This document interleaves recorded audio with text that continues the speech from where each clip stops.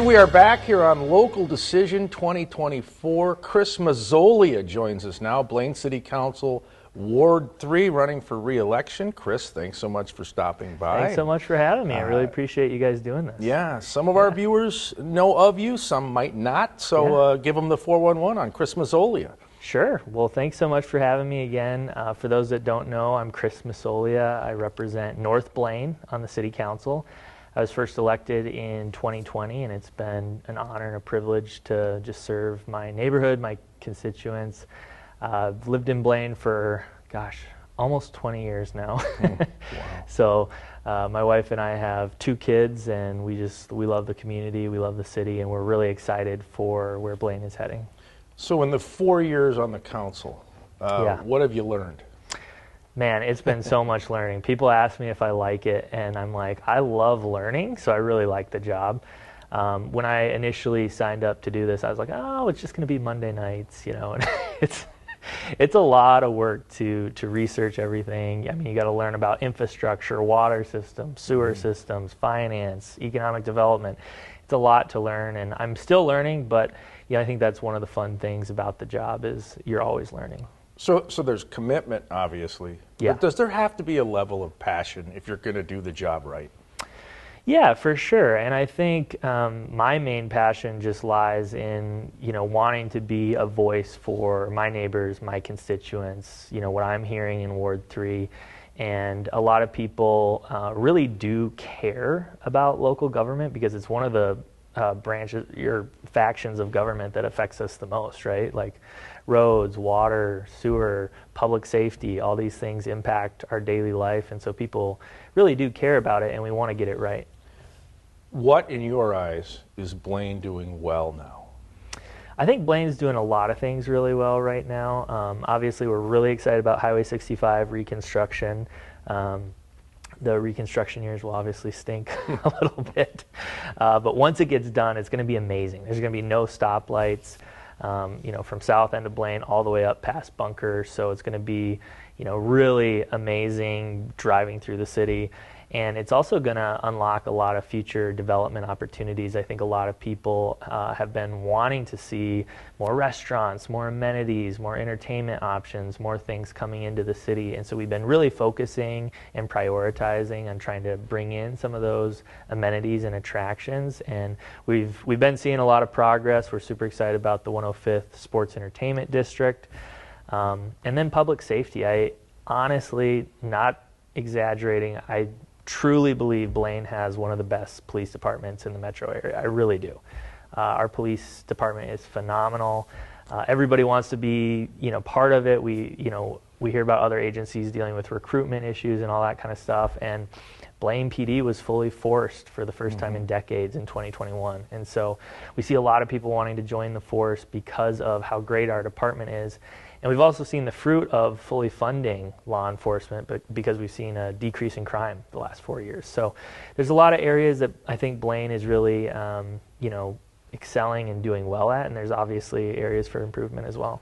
So when you talk about the Minnesota State Highway 65, I think it's fair to say, I know you would agree, Blaine is thriving right now. It's trending up. Yeah. How much better does the city get when 65 is what it should be? Well, first of all, it's going to save lives. I mean, that's the biggest thing is, we see, unfortunately, fatalities every year at, 109th and Highway 65, it seems like. And so it's going to save lives, but it's really going to connect our city. I mean, you're not going to be spending 15 minutes trying to make it, from South Blaine to North Blaine. And East and West, I think sometimes people have talked about this divide between East and West Blaine, and so I think with this reconstruction, it's going to make the whole city more cohesive, and again, in terms of development opportunities, it's going to unlock a lot of new commercial development opportunity, especially on the west side of 65, because everybody's going to want to be there because it's, the infrastructure is in place. So more pain before there is gain with the upcoming road construction. Oh, for sure. Are your constituents in Ward 3, are they on board with that? I mean, nobody's going to want to sit in more gridlock, but... For sure. I mean, people get it. People understand. It's Minnesota, right? We got Part of the winter deal. and road construction, as the saying goes. So people understand. You know, I think people see the vision for it. If people haven't seen the plans for the reconstruction, you can go online, just Google Thrive on 65, and you can kind of see all the plans. But people understand it's going to be a few years of pain, and then we'll see the fruit of it. The vision for the planned entertainment district. I mean, we're talking Yeah. about future hotels, restaurants, an event stadium, a minor league baseball team, etc. How much will that accelerate the growth of Blaine?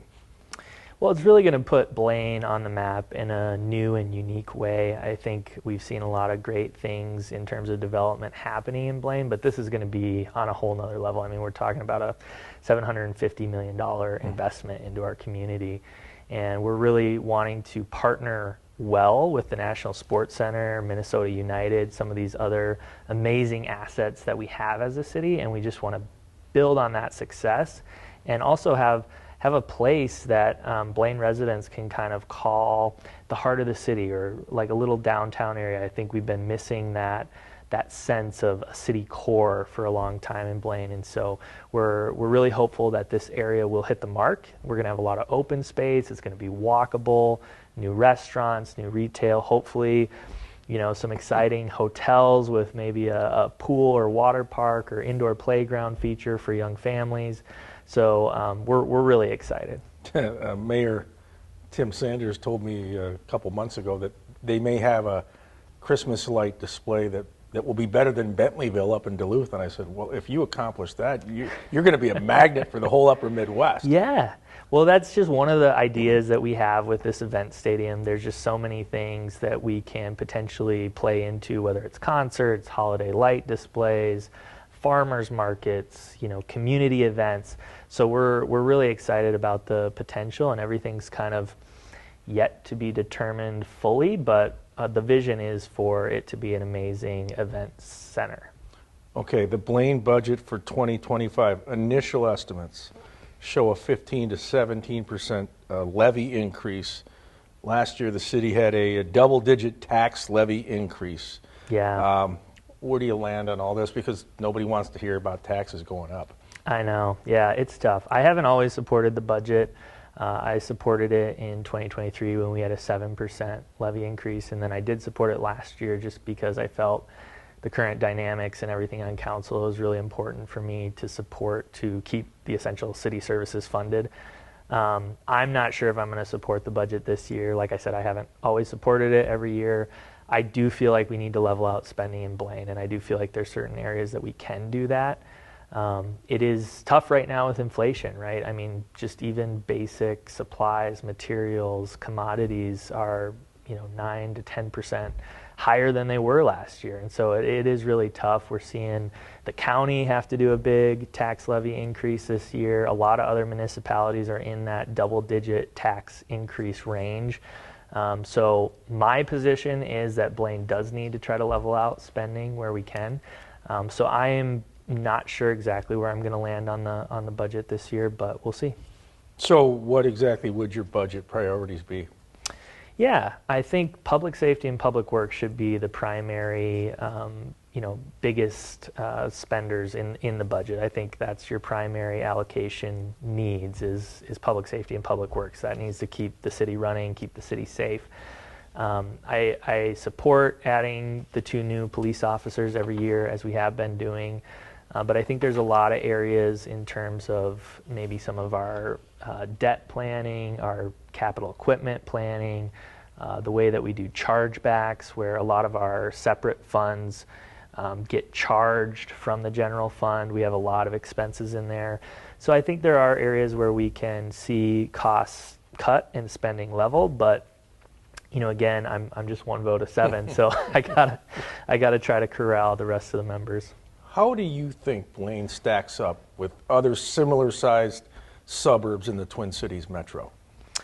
Yeah, that's a great question. I think we've seen a lot of growth in Blaine the last 10 years, right? I think our infrastructure does need to catch up to the growth that we've seen, and I do think we need to focus more on commercial, business, and bringing in some of those amenities in terms of development. I think we can slow the residential development down a little bit where we can. But I think Blaine is a growing, thriving community. It's a sports destination. But we do need to see our infrastructure catch up to the growth that we've had. We need to see some of those amenities and those things to do coming into town so people can stay in Blaine and not go stay in other cities when they come into town, or if they want to go on a fun date night or whatever.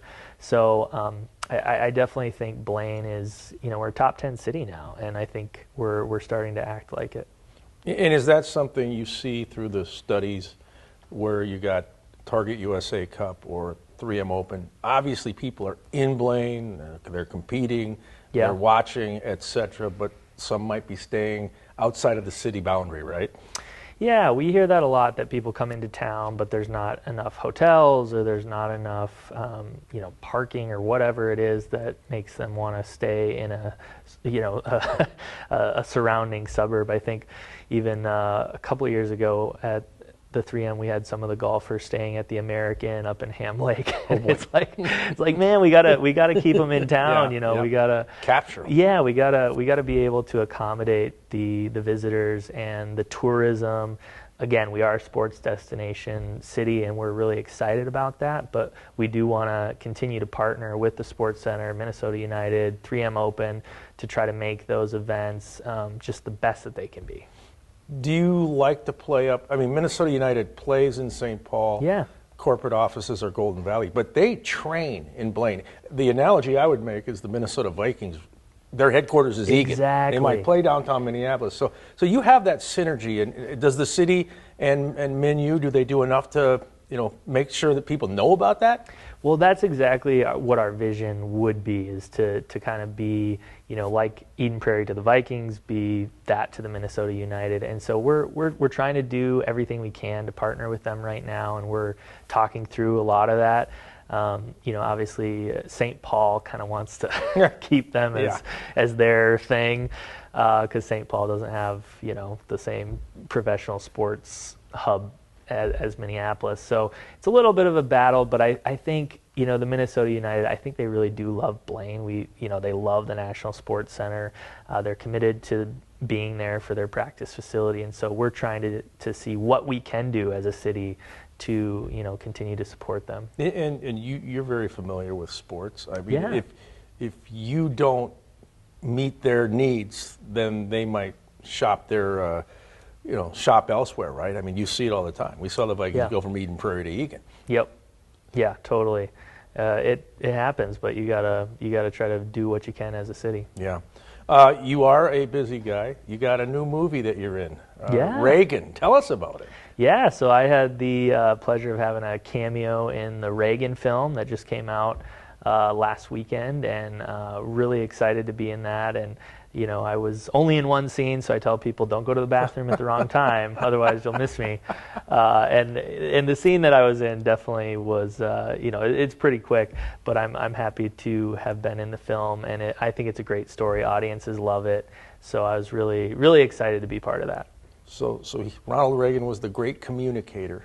This is your chance now to be the great communicator to the viewers out there in the North Metro. Why should you get reelected to the Blaine City Council? Yeah, well, thanks so much again for having me. Really appreciate the time. My commitment is to continue to advance the agenda that we've been working on really hard the last 4 years. I truly believe that the next 4 years in Blaine are going to be transformational years. Again, with the Highway 65 reconstruction, we do need to shepherd the city through that. We're working on the frontage roads right now, trying to make sure everything flows cohesively, and we do need to, really make sure all of our local roads flow well, not only during the reconstruction years, but with the final product of Highway 65. And then public safety, that was a big thing that I ran on in 2020.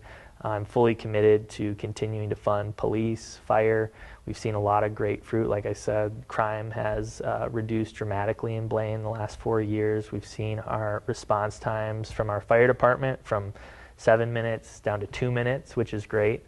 And then again, kind of trying where we can to slow a little bit of the residential growth and focus on business and commercial redevelopment opportunities.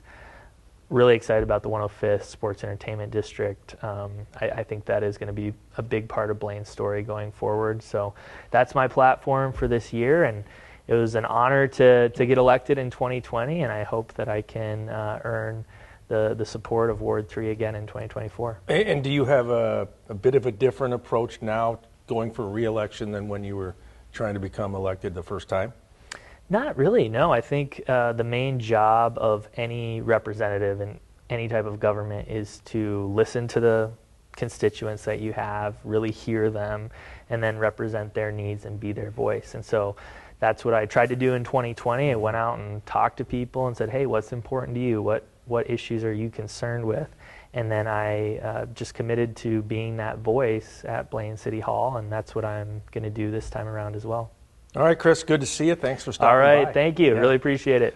Chris Massoglia running for re-election, Blaine City Council, Ward 3. This is Local Decision 2024.